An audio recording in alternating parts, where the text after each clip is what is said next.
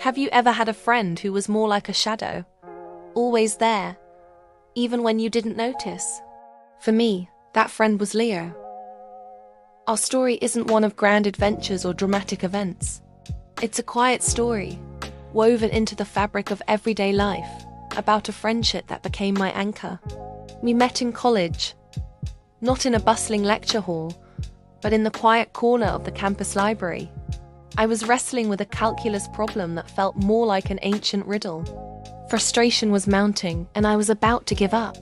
Then, a calm voice beside me said, "Looks like you're trying to solve for X. Mind if I take a look?" That was Leo. He didn't just give me the answer. He patiently walked me through the logic, his pencil sketching out the steps until the fog in my brain finally cleared.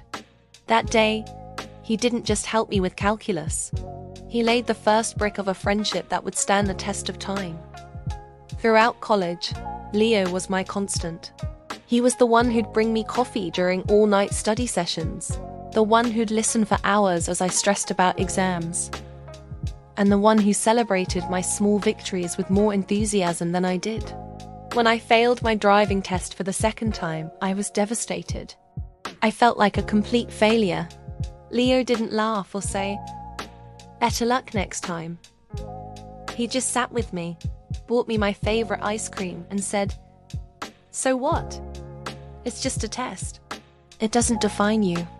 We'll practice every day until you can do it in your sleep." And we did. He became my unofficial driving instructor, patiently navigating quiet streets with me until my confidence returned. When I finally passed, he was the first person I called, and I could hear the genuine joy in his voice. After graduation, life pulled us in different directions. I got a demanding job in the city, while Leo pursued his passion for teaching in our hometown.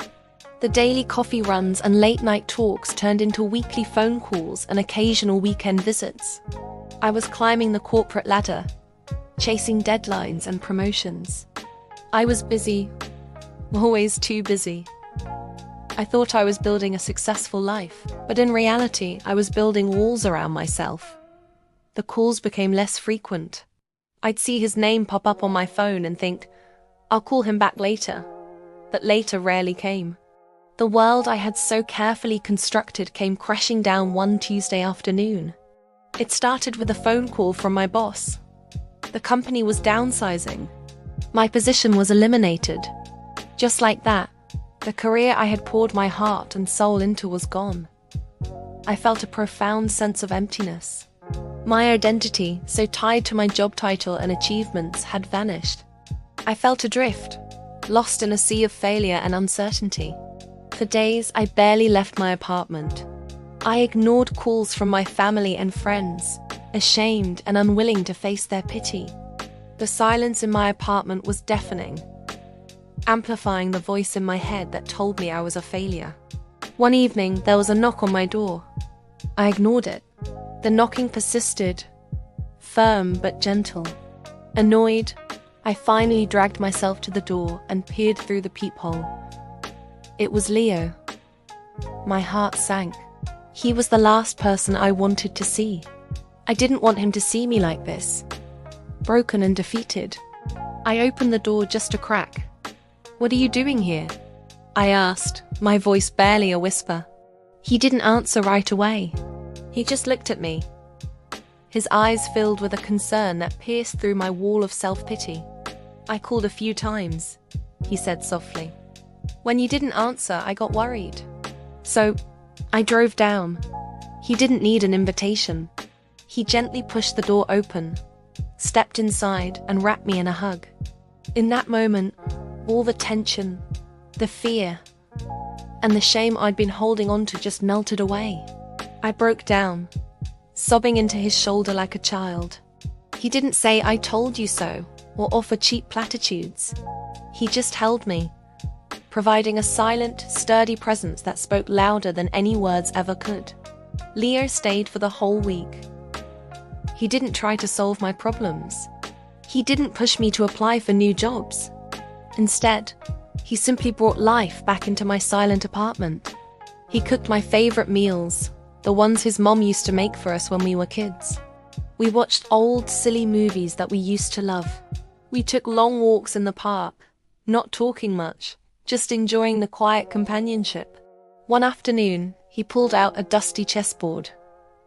"Remember this?" he asked with a smile. We played for hours. The familiar click of the pieces a comforting rhythm. He was reminding me of who I was before the job, before the ambition, before I lost my way. He was helping me find myself again. On his last day, as he was packing to leave, I finally found the words. "Leo," I started, my voice thick with emotion. "I don't know how to thank you." He just smiled his usual, gentle smile. "That's what friends are for," he said. "You got a little lost. I just came to hold the map for a while."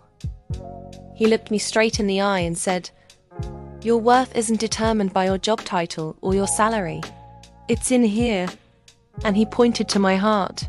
Don't ever forget that. That was the turning point. Leo's visit was the jolt I needed to wake up from my despair.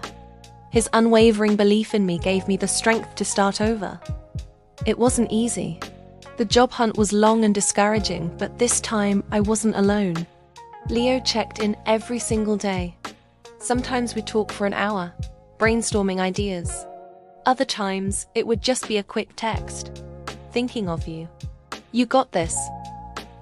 His support was a constant, gentle current guiding me back to shore. I eventually found a new job, one that was a much better fit for me, offering a healthier work-life balance. I moved out of the city and closer to home. The first thing I did was have dinner with Leo. Sitting across from him, I realized that true wealth isn't measured in promotions or paychecks. It's measured in the richness of your relationships. It's having someone who will drive for hours just to sit with you in your darkest moment. It's having a friend who sees your worth when you can't see it yourself. Our friendship isn't about grand gestures. It's about the quiet moments, the shared laughter, the comfortable silences, the unwavering support. It's knowing that no matter how far I wander or how badly I fall, there is a friend who will always be there to hold the map and help me find my way back home. If you have a Leo in your life, cherish them. True friendship is the greatest treasure of all. Thanks for listening to my story.